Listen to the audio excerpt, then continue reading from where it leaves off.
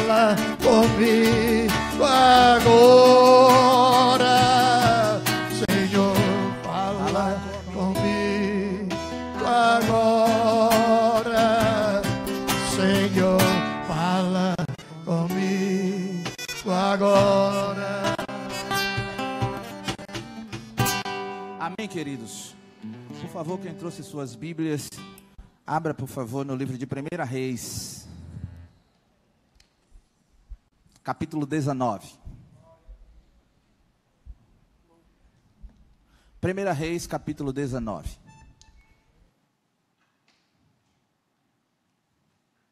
Glória a Deus.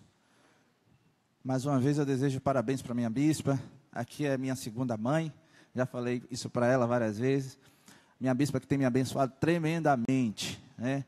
Já me levou para Israel, para o Egito, para a Jordânia, para Dubai, para Abu Dhabi, para a Espanha, para Paris. É verdade, viu, irmão? Glória a Deus. Amém, queridos? Glória a Deus. Aleluia. Quem achou, diga glória a Deus. Aleluia. Está escrito: ora, Acabe fez saber a Jezabel tudo quanto Elias havia feito e como mataria a espada todos os profetas.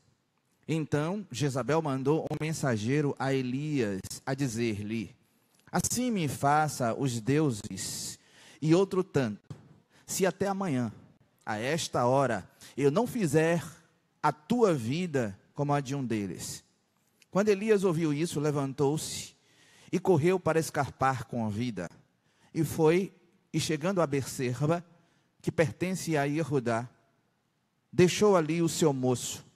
Ele, porém, entrou pelo deserto, caminho de um dia, foi e se sentou-se debaixo de um zimbro, e pediu para si a morte. E disse: já basta, ó Senhor, toma a minha vida agora, pois não sou melhor do que os meus pais. Deitando-se debaixo de um zimbro, dormiu, e eis que um anjo o tocou. Ele disse: levanta-te e come. Ele olhou, e eis que à sua cabeceira estava um pão cozido sobre as brasas, e uma botija de água. Tendo comido e bebido, tornou-se a deitar. E o anjo do Senhor veio segunda vez, tocou-lhe e disse: levanta-te, come, porque muito longo será a sua viagem. Amém, irmãos? Pai querido, a porção da tua palavra foi lida. Eu peço sabedoria e discernimento do alto e céus, para não ser aqui o teu servo a ministrar, mas o Ruach HaKodesh, o Espírito Santo de Deus a falar à igreja, no qual eu te peço agora que unja as mentes conscientes e subconscientes e tragam, pois, cativos a ti e a tua palavra, ungidos pelo precioso sangue do Cordeiro. Repreende o espírito roubador da semente, Senhor. Lança por terra agora na autoridade que há no nome de Jesus, porque, Senhor da glória, esta é a tua hora. Você pode dizer amém? Tome seu assento, por favor. As pessoas que frequentam aqui a Tarde das Bênçãos e os cultos aqui na igreja, provavelmente deve lembrar, eu já ministrei essa mensagem umas 2 vezes aqui na igreja, se eu não me engano, 2 ou mais. E hoje, antes de sair de casa agora para vir para cá, eu estava com uma outra mensagem no meu coração para ministrar agora à tarde. E aí o Senhor mandou eu repetir isso aqui, repetir o que eu vou falar agora à tarde. Espero que Deus me dê graça para que eu passe tudo aquilo que Ele colocou no meu coração. Amém, irmãos? Já ministrei aqui na igreja umas 3 vezes, e fora daqui da igreja, em outras igrejas, eu já perdi as contas. E todas as vezes que eu prego sobre esse tema, há um impacto espiritual muito forte. Por que, ô Bispo Adimário? Por que as pessoas ficam muito sensibilizadas quando ouvem sobre isso? Porque a gente está vivendo uma era, irmão, onde as pessoas estão se desmotivando com muita facilidade. A Bíblia fala o seguinte: e por se multiplicar a iniquidade, o amor de muitos esfriarão. E o ativismo lá fora tem feito com que muita gente tenha parado diante das dificuldades. Mas é nas dificuldades que o Senhor nos dá graça. A palavra do Senhor diz que a graça do Senhor nos basta. E graça quer dizer favor imerecido. Um favor que a gente não merece. Quando a gente começa a colocar as nossas forças, quando a gente começa a colocar a nossa capacidade, a nossa intelectualidade, o nosso talento nos nossos propósitos, a gente para para diante das dificuldades. Mas quando a gente coloca a nossa fé, aleluia, em ação, a nossa fé que nos liga diretamente com o trono da graça, aí as coisas mudam, irmão. Aí a gente consegue experimentar a qual é boa, perfeita e agradável vontade de Deus, porque é retirado de nós um fardo que com certeza é muito pesado, e a Bíblia fala, o Senhor Jesus Cristo falando, tomai o meu fardo porque ele é leve. Olhe para o irmão que está ao seu lado e diga assim, troca esse fardo pesado por Jesus, irmão. Aí por que eu tenho um fardo pesado? Porque você muitas das vezes torna os seus problemas um fardo pesado. Muitas das vezes você torna a convivência que você tem com as pessoas na sua família um fardo pesado. Muitas das vezes você torna o seu trabalho, que é provisão de Deus para a tua vida, em um fardo pesado. Quantas pessoas saem de casa e vai se arrastando para o trabalho? Oh, meu Deus do céu, mais um dia de trabalho, quer dizer... Mas um dia que Deus, em vez de pensar da seguinte forma, mas um dia em que o Senhor me concede a oportunidade de, com o suor do trabalho, trazer provisão para a minha casa, para pagar as minhas contas. Oh, bispo, mas eu não consigo pagar as minhas contas. Claro, profetizando que o dinheiro não dá, como é que vai pagar as contas? Deus faz milagres, irmãos. Aleluia, no mínimo. Lembra-te da Bíblia. Todas as vezes que você pegar o seu salário assim, estou falando para quem acha que ganha pouco. Pegar o salário assim e achar que ganha pouco. Lembra-te dos 5 pães e dos 2 peixes que o Senhor multiplicou. Amém, irmãos? Você pode dizer aleluia? Mas qual é o tema, bispo Admar, que você está pregando nessa tarde? Eu gostaria de falar de estresse. Eu gostaria de falar de depressão. E a gente tem um caso típico na Bíblia de depressão. Típico. Primeiro, vamos analisar o antes. O que aconteceu? Elias, um dos profetas mais respeitados da Bíblia. Até hoje, o povo judeu tem Elias como, assim, a maior representação, certo? Da questão da palavra, da manifestação de Deus aqui na terra. Até hoje os judeus pensam dessa forma. A Bíblia fala de vários outros profetas. Fala de Eliseu, fala de Daniel, fala de Ezequiel, Isaías, Jeremias, grandes nomes, mas Elias foi um excepcional profeta, aonde o Espírito Santo, aqui na terra, na época de Elias, fez grandes maravilhas. Eu acredito que somente Jesus Cristo superou Elias aqui na terra em prodígios.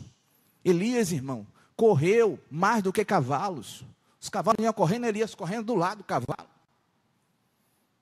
Elias fez o mesmo jejum que o Senhor Jesus Cristo fez, 40 dias e 40 noites sem comer, sem beber.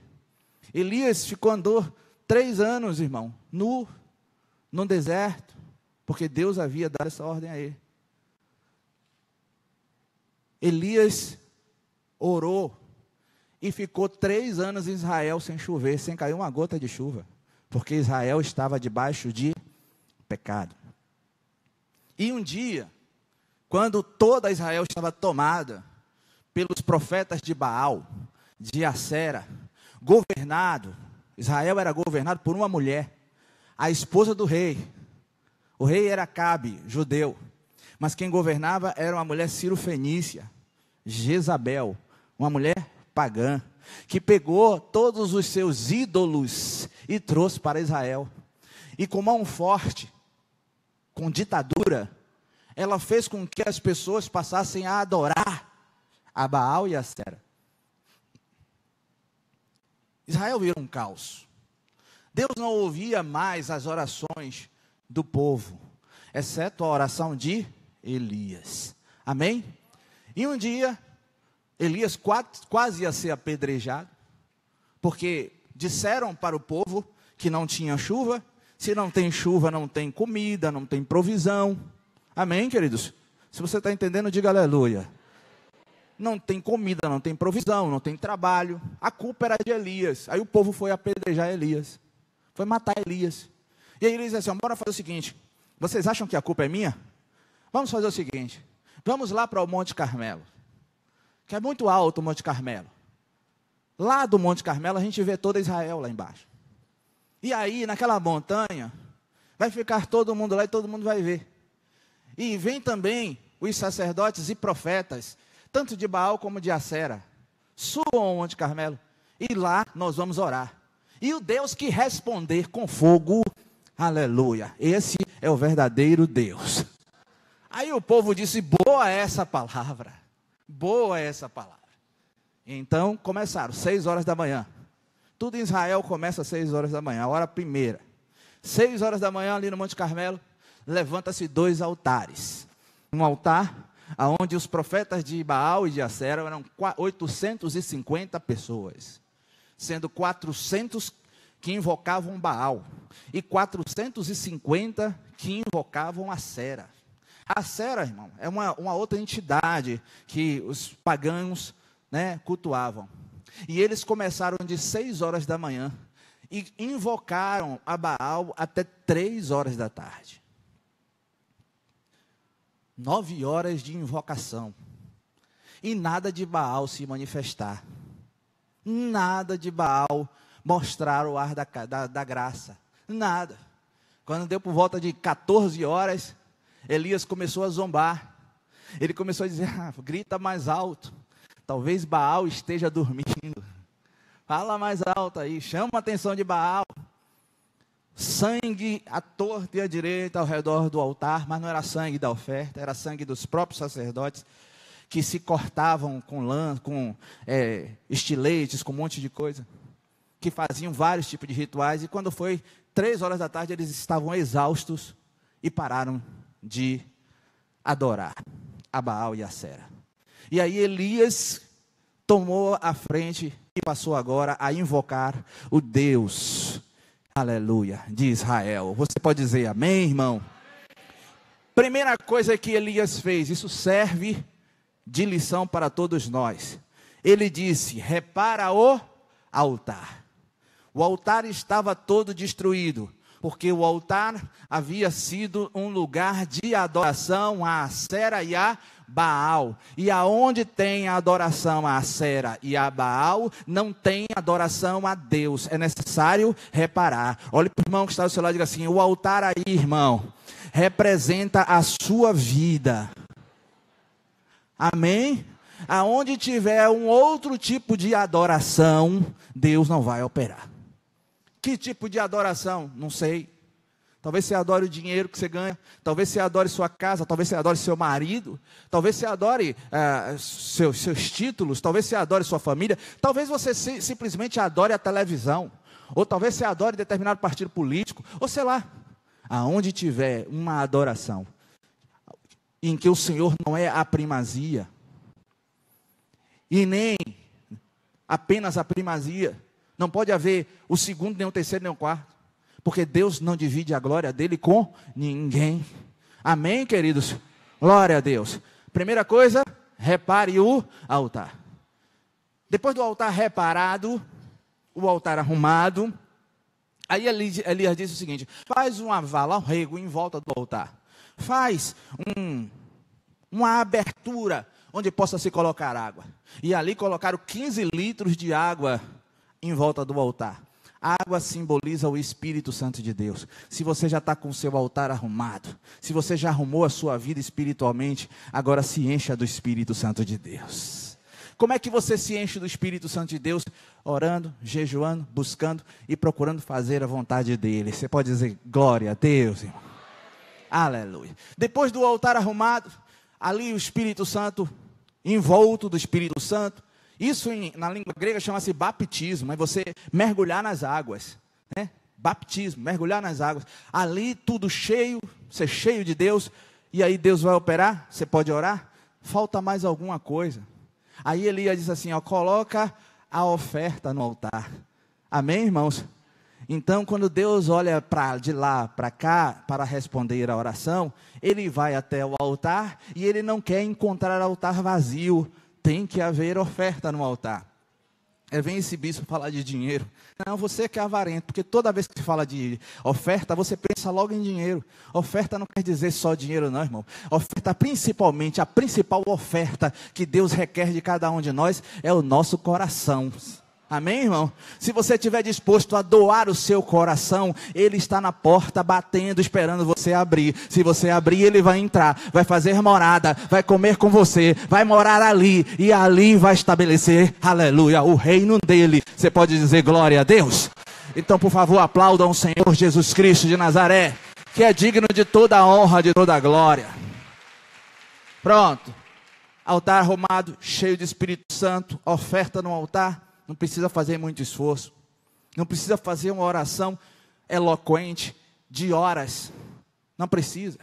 Só precisa você levantar a sua voz e dizer: Senhor, eu sei que Tu és Deus e eu sou Teu servo. Mostra para este povo que o Senhor é Deus. E a palavra do Senhor diz que o fogo caiu.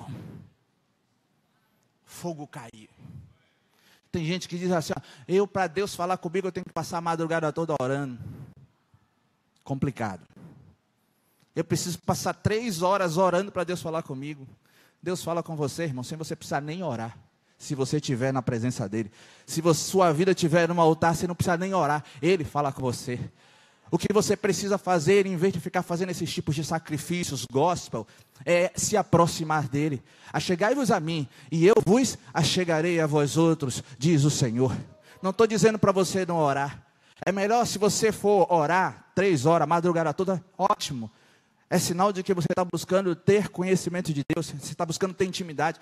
Mas não fique nessa paranoia de achar que o sujeito é mais espiritual do que o outro, porque se sacrifica, que passa de meu joelho como está desse tamanho, está feio, vai ter que procurar um cirurgião plástico para botar. Arranja uma almofadinha pelo menos para não fazer aquelas perebas no joelho, que é coisa feia, né? Você chega no Egito... Lá, quem já foi lá para o Oriente Médio, no Egito, o povo do Egito é esquisito, irmão. E os homens, eles têm uma ferida na testa. Porque durante 5 horas, 5 vezes no dia, eles batem a cabeça no chão, assim, ó, dizendo que está orando para Deus, para lá.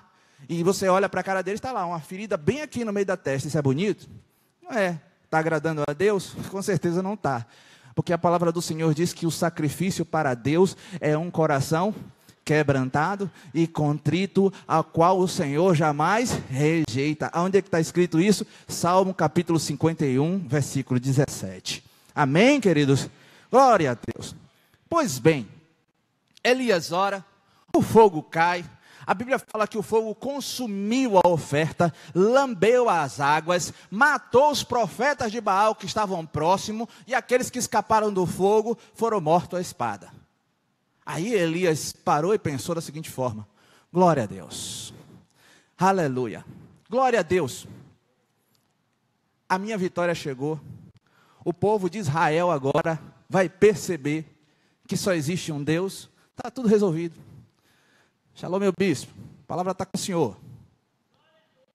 Glória a Deus, aleluia, glória a Deus.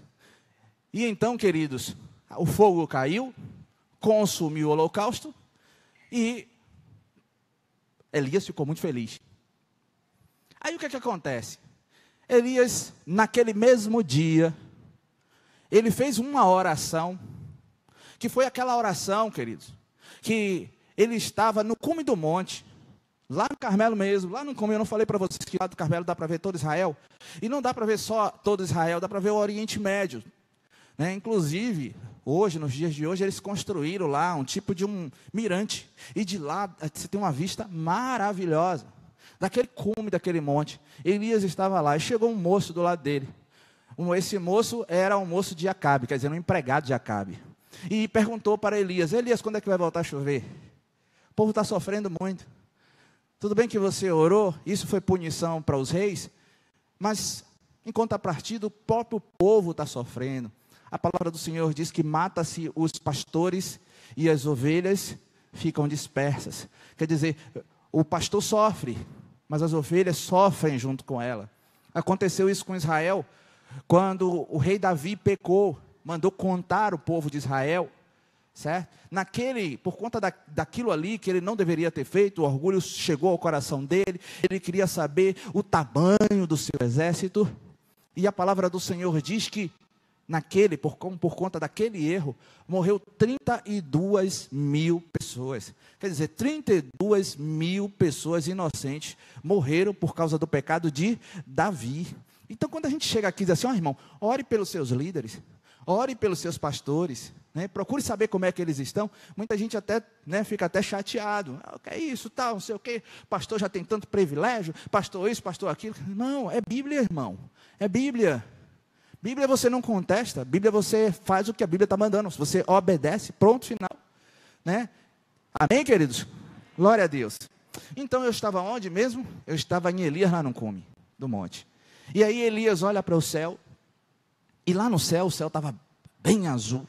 Só tinha uma nuvem, que olhando de longe parecia ser do tamanho do quê? Da mão de um homem. Aí Elias diz assim, olha, faz o seguinte, vai lá, fala para Acabe, manda todo o povo de Israel se preparar que está vindo aí uma grande tempestade. Aí o menino olhou para ele assim, você ficou maluco, Elias? Olha lá o céu todo cerrado, todo azul, não tem nada, não tem uma nuvem. Ele disse, vai lá, você vai ver. E dito e certo, aquela nuvem se transformou em uma grande tempestade.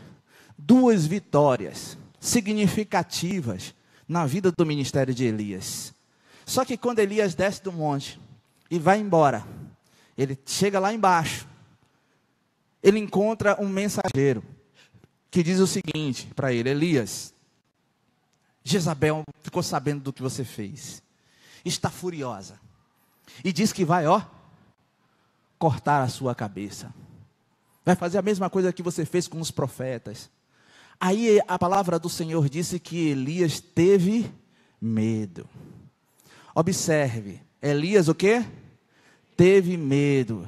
Então vamos anotar aí, quem está anotando, o primeiro sintoma da depressão de Elias, na verdade não foi bem o medo, foi a falta de fé. Elias deixou a fé aonde? Lá no monte. Como é que Elias, observe, ora a Deus, cai fogo do céu, Elias mata 850 profetas pagãos, e a mulher vem e diz que vai matar ele tem medo? Isso não é algo irracional, irmão? Não é algo meio confuso? É igual, por exemplo, o sujeito matar um leão com as mãos, e um gato aparecer dizendo que vai dar uma unhada, ele sai correndo. Você está entendendo? É igual mulheres, aí tem mulheres aí que faz determinada coisa, né? Hoje tem mulher na polícia, tem mulher lutando boxe, tem mulher lutando MMA, mas tem mulheres que quando vê uma barata sai correndo. Como é que pode uma coisa dessa? É meio esquisito, está entendendo? Amém? Tem coragem para um monte de coisa, mas quando vê uma barata desse tamanho, sinceramente, eu nunca vi uma pessoa correndo e uma barata atrás, pega, eu nunca vi. Né? Nunca vi isso acontecer. Alguém já viu isso aqui acontecer? Mas tem mulheres que têm medo de barata. Não é isso? É o caso, irmão. Foi isso que aconteceu com Elias. Elias estava com medo da barata chamada Jezabel. Ele só precisava pisar em Jezabel, esmagar Jezabel. Aí ele ficou com medo. Quer dizer, ele demonstrou que a fé dele não era tão segura. Muitas das vezes você pode fazer grandes coisas e de repente, diante de coisas muito menores, você esmorecer. Você está entendendo, querido? Glória a Deus. Por conta da falta de fé dele, aí vem o segundo sintoma, o medo. O medo seria o segundo sintoma. Medo, irmãos, é uma opressão. E toda opressão, ela é maligna. Certo? Toda vez que você estiver sendo oprimido, que você estiver sentindo medo, é porque tem uma força te oprimindo. Eu não estou falando daquele medo, por exemplo, de você estar andando na rua e de repente você perceber que você está num lugar esmo, deserto e sem claridade, sem luz suficiente. Isso aí o medo é um medo natural, um medo protetivo. Aquele medo está te dizendo para você sair daquele lugar, que aquele lugar é perigoso. Está entendendo, irmãos? Não estou falando desse tipo de medo. O medo de você estar num transporte coletivo, por exemplo, e o motorista começar a andar em alta velocidade, no ônibus, e aí você sente medo, porque você sabe que você está diante de um perigo eminente, é natural. O ser humano, o medo é algo que Deus colocou na nossa vida para nos proteger, mas não para nos oprimir. Amém, queridos? Não para nos oprimir. Tem muita gente que sente medo sem motivo nenhum. Tem gente que tem medo, por exemplo, de perder o emprego. Está trabalhando e está morrendo de medo de perder o emprego. Tem alguma coisa errada. Tem gente que mora por exemplo, em um apartamento, um condomínio fechado, onde tem portaria, onde ninguém entra, mas pega cada cadeado desse tamanho e coloca na porta. Porque acha que qualquer hora alguém vai arrombar aquela porta e vai entrar e vai levar as coisas. Então vai fazer alguma maldade.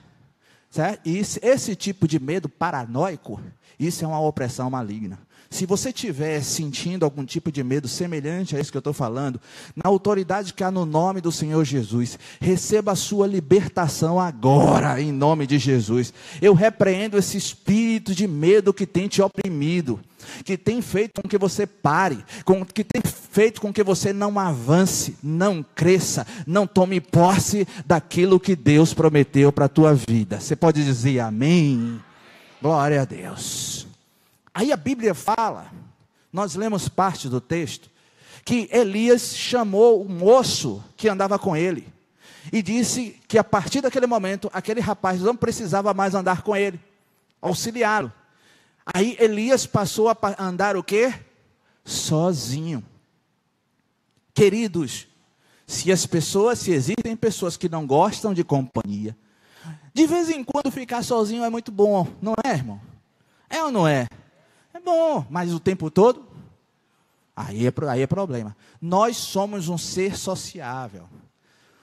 O homem não é uma ilha que vive isolado de tudo e de todos. Você precisa interagir com outras pessoas. Você precisa ver gente, você precisa conversar com gente, você precisa tocar em gente. É por isso que a palavra do Senhor diz: congregai-vos e vinde. Congregai-vos e vinde. O que é que Deus está querendo? Que nós tenhamos comunhão um com os outros, koinonia, comunhão. Se isso não fosse importante, Deus não deixaria descrito na palavra dele, para que nós vivêssemos em unidade. Lá no livro de Salmos, capítulo 33, a Bíblia fala, logo no primeiro versículo: Hinematov, Umanaim, Shevet Achim Gambi Erhad. Quão bom e quão suave é que os irmãos se assentem juntos em unidade. A palavra Erhad quer dizer unidade. É a mesma palavra que está no livro de Deuteronômio, capítulo 6, verso 4. Onde a palavra do Senhor fala: Shema Israel Adonai Eloheinu Adonai Erhad. Ouve, Israel, o Senhor teu Deus é um único Deus. E aí, queridos, analise bem. Deus chama cada um de nós, certo? De um membro do seu corpo. Se um membro está isolado, está fora do convívio, é sinal que o corpo não está completo. Olhe para o irmão que está do seu lado e diga assim: você faz muita falta no corpo de Cristo. Você faz muita falta na presença do Senhor, irmão. Muita falta. Amém? Mas infelizmente existe algo chamado egoísmo. É isso? Que afasta as pessoas. A maioria das pessoas só olham para si mesmo. Só olham para os seus umbigos. Comunhão na igreja já não é mais como era antes. Mas a gente vai lutar para mudar isso, ou não? Amém, queridos? Glória a Deus. Quem está anotando aí, me ajuda aí. Eu estou aonde? Aleluia. Eu estou andar sozinho. Pronto. Andar sozinho. Aí a Bíblia fala que ele se assenta debaixo de um zimbro. O zimbro é uma árvore pequena que tem as folhas grandes. Estava fazendo sol. Ele se assentou ali. Ele estava sem disposição para caminhar. Aí a Bíblia fala que um anjo chegou do lado dele e lhe ofereceu comida. E não ofereceu assim: ó, você quer comer, Elias? Não, disse: Elias, coma, Elias, coma, Elias. Foi assim que o anjo falou, de forma veemente: coma, Elias. E falou 2 vezes isso. A gente observa o quê? Que Elias estava sem apetite. sem vontade de comer, irmão. Olha só os sintomas da depressão. Observe. Medo de coisas que não existem. Amém? Querer ficar sozinho, se isolar. Não quer falar com ninguém, se tranca no quarto. Falta de apetite. Você chama para comer e não quer comer. Está entendendo? E aí Elias comeu um pouquinho daquilo ali, daqui a pouco dormiu. Sentiu sono e dormiu. Dormir de dia, irmão. Na hora do trabalho, na hora de fazer as coisas. O que é isso?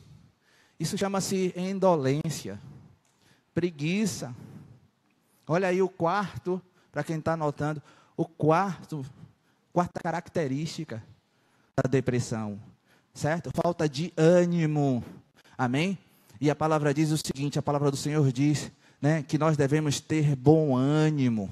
No livro de João, capítulo 16, versículo 33, o Senhor Jesus Cristo diz, essas coisas eu vos deixo para que tenhais paz. No mundo tereis aflições, mas tenha bom ânimo, porque eu venci o mundo. Amém, irmão? Você analisou esse texto? Jesus está falando o seguinte, olha só, essas coisas eu vos deixo para que tenhais paz. Ele está falando para alguém que não está tendo paz, certo? No mundo vai ter aflição, vai ter sim, quer dizer, vai ter luta, Jesus está falando.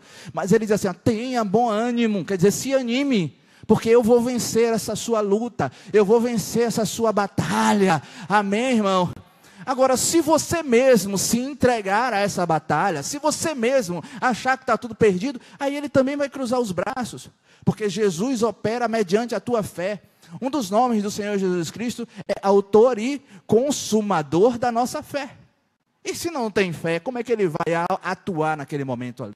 Não tem como. Você pode dizer amém, irmão? Glória a Deus. E outra coisa, né? Ter bom ânimo, estar animado, é muito semelhante a estar entusiasmado. Não é assim? E a palavra entusiasmado é a junção de duas palavras gregas, que quer dizer uma pessoa cheia de Deus. Amém, irmãos? Alguém cheio de Deus, Deus dentro de nós nos preenchendo. Quando você vê uma pessoa entusiasmada, você está vendo uma pessoa que está preenchida por Deus. Deus quer preencher nossas vidas em todas as nossas instâncias. Você pode dar um brado de glória a Ele, queridos? Aleluia. Deixa eu descansar minha garganta aqui. Você aplaude ao Senhor e glorifica.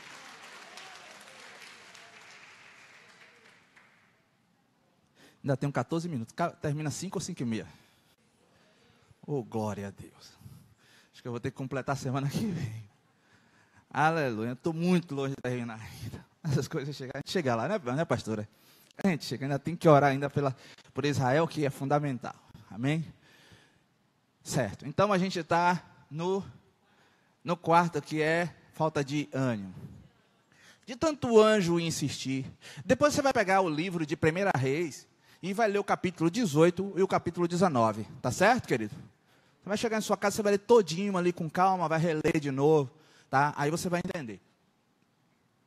E aí a Bíblia fala que Elias se levanta. E Elias anda. E Elias chega a um outro monte. Um monte por nome de Horebe. O Monte Horebe, os crentes conhecem muito pouco o Monte Horebe. Mas todo mundo, quem é crente e quem não é, com certeza já ouviu falar do Monte Sinai. Quem já ouviu falar no Monte Sinai aqui? Diga aleluia. O Monte Sinai foi o monte onde Moisés recebeu os 10 mandamentos. Não é isso? O Monte Sinai e o Monte Horebe é o mesmo monte. É o mesmo. Certo? Só que o nome Sinai é um nome aonde quem deu esse nome para aquele monte foi os adeptos de uma religião que adorava ao Deus Sim. O Deus Sim. Sinai. Então, por exemplo, se você for montar uma empresa, não bote lá, né? Sinai, indústria, não sei o que lá. Não bote farmácia, Monte Sinai, não. Porque o nome Sinai é um nome que faz alusão, certo? A deuses pagãos. Por isso que quando Moisés chegou lá em cima, Deus mudou o nome de Monte Sinai para Monte Horebe, que quer dizer o monte de Deus. Amém? Monte Horebe quer dizer o monte de Deus.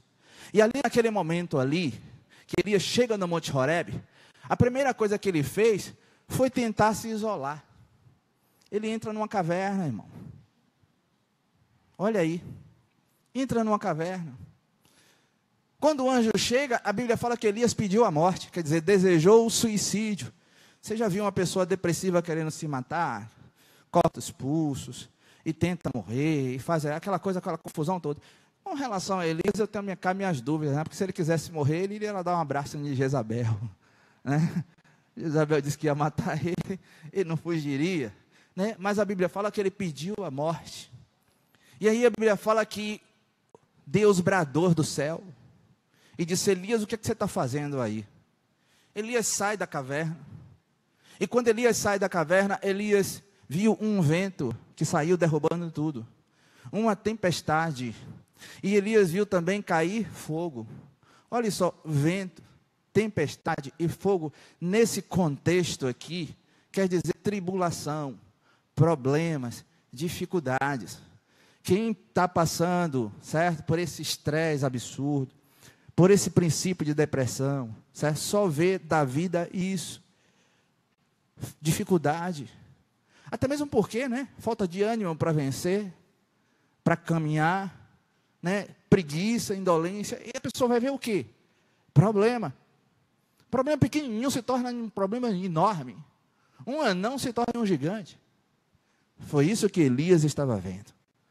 E aí a Bíblia fala que Deus não estava nem no fogo, Deus não estava na tempestade, e Deus não estava no vento impetuoso.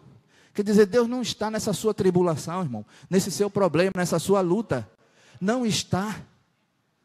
Quem é que está causando esse problema na sua vida? Se você é crente, quem está causando é você mesmo. Se você ainda não aceitou Jesus, é o diabo que está operando na sua vida. Ó, bispo, o que é isso? Que diferença é essa de ser crente e quem não é? Não, porque os crentes muitas das vezes dizem assim: o diabo me impediu de fazer isso, o diabo está furioso com a minha vida, o diabo isso, o diabo aquilo. Poxa, mas o que a palavra diz? Que aquele que é nascido de Deus, o maligno não lhe toca. O diabo não tem mais domínio sobre nós, sobre nossa vida. E como é que o diabo está furioso comigo? É que o diabo está fazendo algo para me atrapalhar. Ah, eu saí daqui, ia ali no shopping, até chegar lá foi uma luta. O diabo parou, não deixou eu ir. Pelo amor de Deus, irmão, que loucura é essa? Loucura. Quem me empatou de ir foi o dia a dia, o engarrafamento, tá? Não foi o diabo não, irmão. Embora não vamos colocar poder em quem não tem poder, certo? O diabo atua na vida das pessoas? Atua sim, nas pessoas que servem a ele, que estão em aliança com ele. Se você é servo do Senhor, se você está debaixo da Brit Hashanah, quer dizer, da nova aliança, no sangue do Senhor Jesus, sobre a sua testa existe uma marca. Qual a marca que existe na sua testa? O sangue de Jesus. E onde é que está escrito isso? Lá no livro de Êxodo, quando a Bíblia fala que Deus mandou que Moisés pintasse os umbrais das portas. Amém, irmãos? Aqueles umbrais das portas lá representam você, sua testa, seu corpo. E a Bíblia fala que quando o anjo da morte, quem é o anjo da morte? É o diabo, irmão. Passar e ele vê a marca do sangue, ele não vai poder te tocar. Então, como é que o diabo anda atrapalhando a sua vida? Atrapalhando os seus negócios, atrapalhando isso. Isso não funciona, não entra na minha cabeça. Certo? Ah, bispo, e por que a Bíblia fala que a gente deve vigiar? Claro, a gente não deve dar lugar ao diabo. Agora, se você é crente e anda dando lugar ao diabo, aí é outra história. Aí é com você e, né, eu te digo o seguinte, conserta a sua vida. Porque o diabo, ele anda ao derredor, bramando como um leão. É muito fácil você entender isso quando você vai estudar como é que o leão ataca. Se você vê o leão, ele acua a manadas, por exemplo, das suas presas.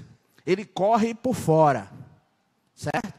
E os mais fracos, os fraquinhos, os filhotes, os animais que estão doentes, que saem fora da manada, são esses que são agarrados pelo leão. Vá no YouTube e você vai ver muito vídeo semelhante a esse. Muito vídeo semelhante a esse. Está entendendo, queridos?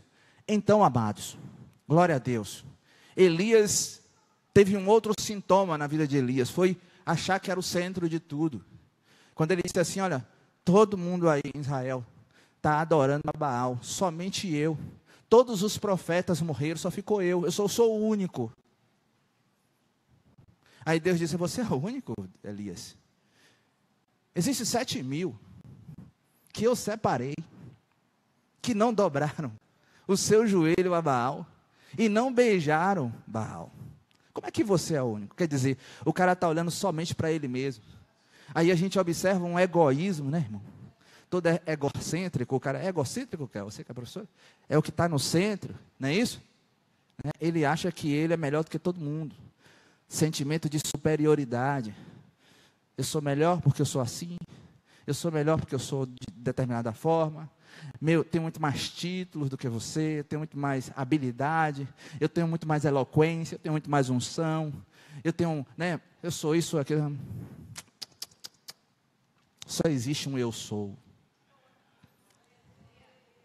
Esse eu sou se chama, aleluia, Yeshua HaMashiach Menatzeret.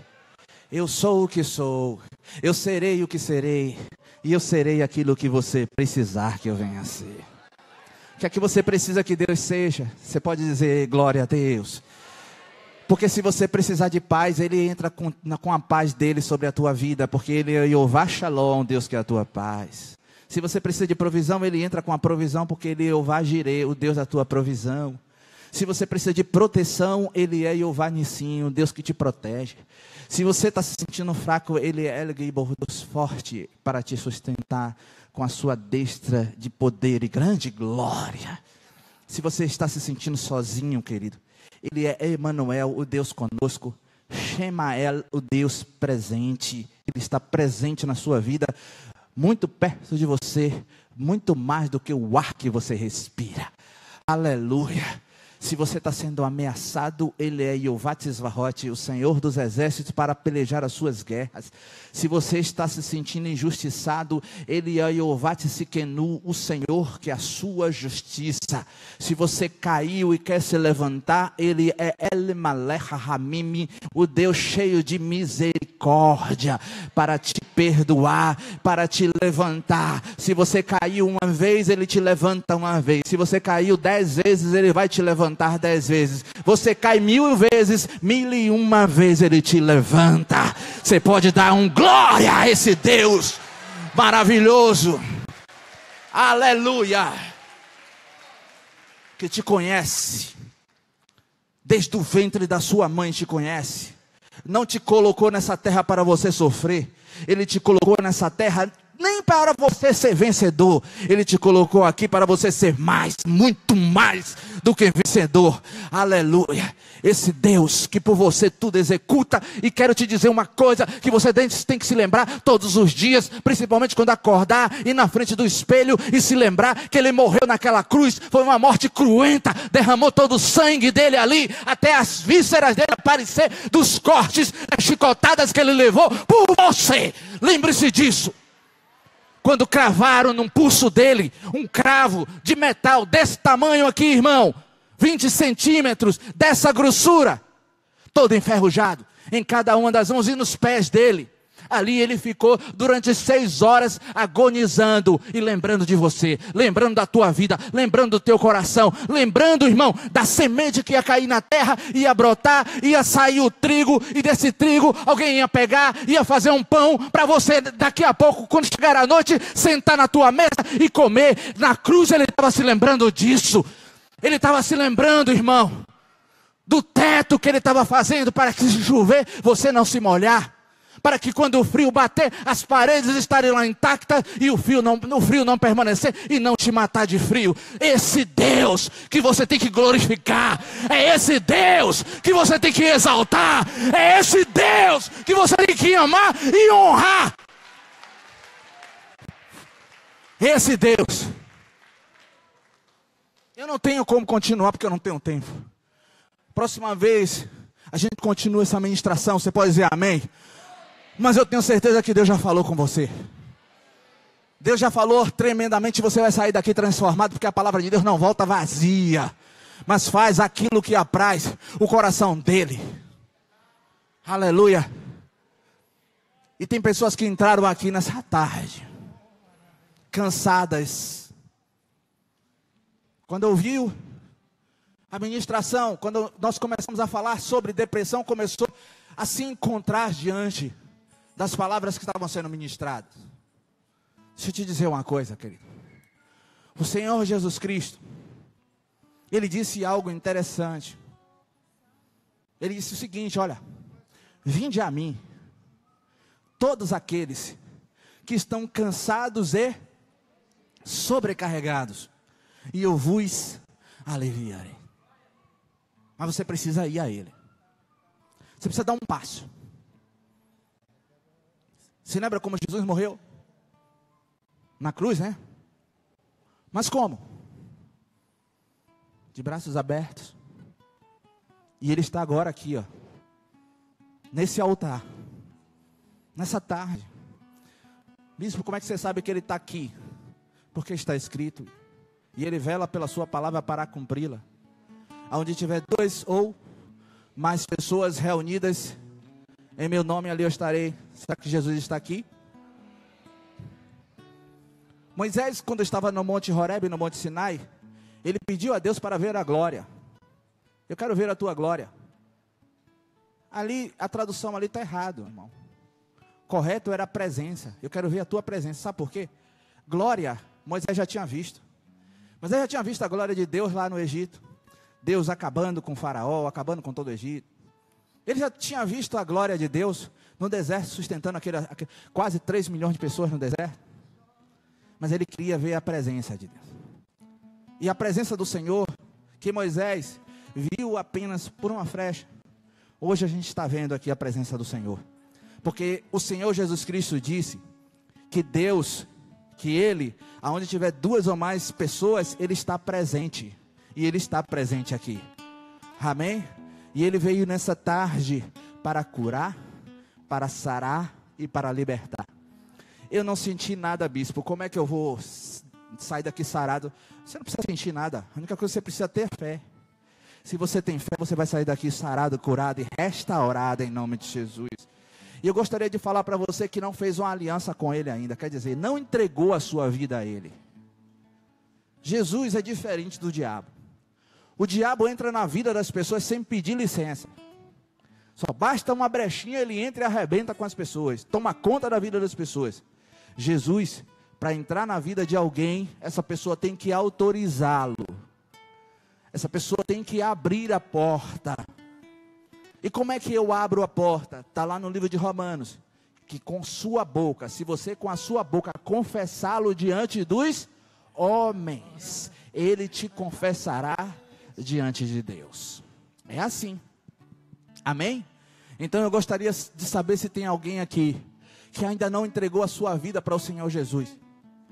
E gostaria de fazer isso essa tarde. Se tem, por favor, levante a sua mão, porque eu quero orar por você. Aleluia. Aleluia. Não fique triste. Glória a Deus. Não. Tem alguém que quer entregar a sua vida para Jesus? A gente já está com o horário estourado. O negócio do rei tem pressa. Deus me esqueceu. Se você entrou aqui sem Cristo, não volte sem Cristo para casa. Ah, mas eu tenho um crucifixo. Tira o crucifixo do peito, coloca Cristo fixo aí nesse peito. Aleluia. Oh, aleluia. Cativeiro. Cadê as pessoas que vão se entregar a Jesus? Tem alguém aí? Teu devorador, ergue agora a cabeça e toma posse da vitória. A sua bênção já chegou. Amém. Glória a Deus. A palavra do Senhor, no Salmo 122, livro de Sefer Tehilim, 122. Ela diz o seguinte: Shalom, Shalom, Shalom, Shalom, Yerushalayim. Orai pela paz de Jerusalém. Essa bandeira é a bandeira de Israel. E recentemente a gente viu o principal líder mundial hoje, que é o presidente Donald Trump, é muito contestado pelas pessoas tal, mas Donald Trump foi usado por Deus para reconhecer Jerusalém como a capital de Israel. Ok, queridos? Existe a mídia, toda a mídia hoje é um complô para acabar com a imagem de Donald Trump. Porque Donald Trump, apesar de ser uma personalidade forte, ele é crente da igreja presbiteriana. Certo? Ele é crente da igreja presbiteriana. E todas as decisões que Donald Trump tem feito, tem pastores aconselhando ele, e ele tem um grupo de intercessão por detrás dele. Talvez você não sabia disso, acho que a maioria da igreja não sabe. Sabe por quê? Isso não passa na Rede Globo. O que passa na Rede Globo é quando Trump fala qualquer coisa de forma sem pensar, aí cai matando sobre ele. Mas, queridos, nós devemos orar por Jerusalém, por Israel, para que haja paz. Todas as terças-feiras, na verdade, a nossa querida pastora, ela já faz esse trabalho há muitos anos. Ela fazia esse trabalho, se eu não me engano, pela manhã, 5 horas da manhã, dia de quarta-feira, não era, pastora? Quinta-feira, com um grupo chamado Consoladores de Israel. E agora, todas as terças-feiras, a gente tem orado aqui por Jerusalém. Eu vou passar aqui para ela o microfone, para ela fazer essa oração. Glória a Deus. Esse momento é um momento muito especial. É um momento espiritual, porque nós estamos obedecendo. E obedecer é melhor que sacrificar. Por isso, somos consoladores de Israel e queremos fazer a vontade do Senhor. Ele sabe por que Ele quer que o povo cristão, os que éramos gentios, hoje somos cristãos, tenhamos esse amor por Israel, porque Ele é judeu. E a bênção do Senhor vem de Israel. Por isso que, com muita alegria, já há 13 anos, eu tomei a direção, com todo o respeito do nosso bispo.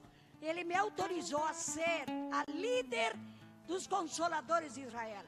Eu faço com uma convicção profunda, que à medida que eu pedir paz para Israel, essa paz vem para nós, vem para a igreja. O mundo está precisando de paz, os países estão precisando de paz, os estados estão precisando de paz, os municípios estão precisando de paz, as cidades estão precisando de paz, as famílias estão precisando de paz. E essa paz só virá se nós invocar o príncipe da paz. Paizinho querido, obrigado por mais esta tarde que tu me concedes, já na última curva da minha vida, eu ter este prazer, esta vontade, este desejo de obedecer. Pai, olha para Israel, as escaramuças, olha para os inimigos que rodeiam aquela corva da chóriga barrai, aquilo que tu escolhestes para trazer, meu Senhor, o reino de Deus para a terra, com os mandamentos, os preceitos, as ordens, as leis. E por mais que os homens tenham querido destruir Israel, ele está de pé e ele é uma referência no mundo em sabedoria, em conhecimento, e em honra e em respeito. Por isso, meu Pai, nesta tarde, conforme teu servo já citou, eu quero abençoar os Estados Unidos e o presidente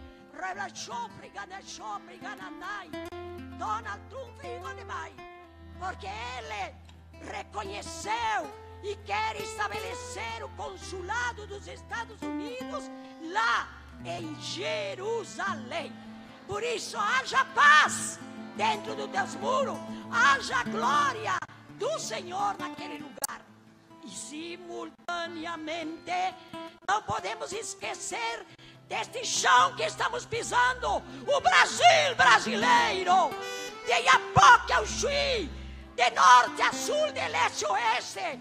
Meu Senhor, olha para a nossa nação, os tanques de guerra estão na rua, olha a mortandade, os assassinatos, os crimes, olha para nós, meu Senhor, e hoje Maracai, eu oro pela bandeira também, que somos um país livre e tem tuas palavras preciosas, ordem e progresso, e haverá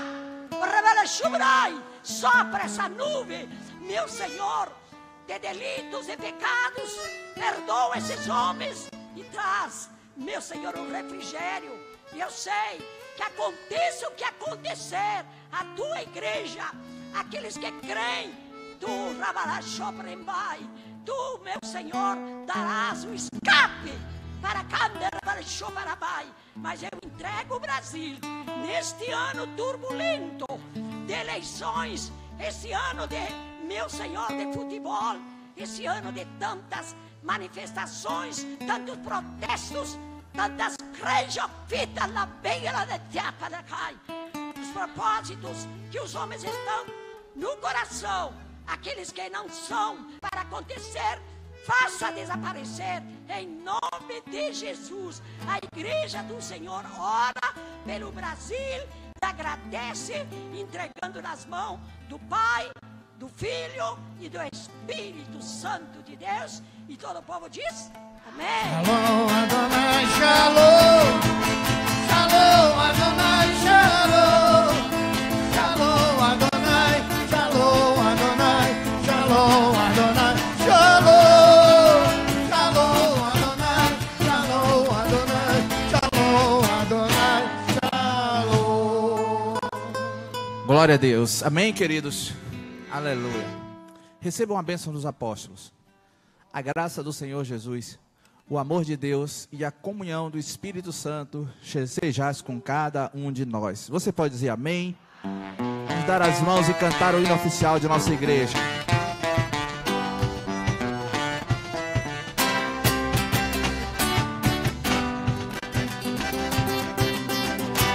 Oh, Deus, nós, oh, maravilha, só tem de Senhor,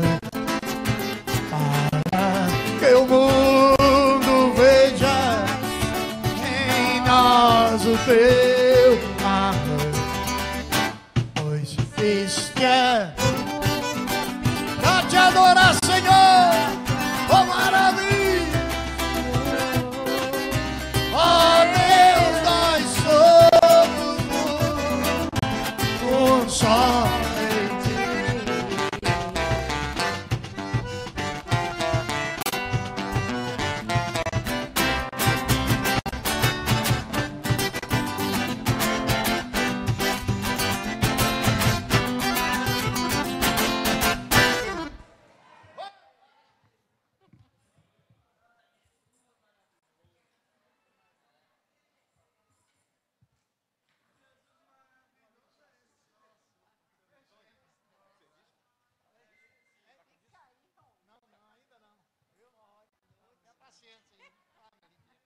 Deus te abençoe e te guarde.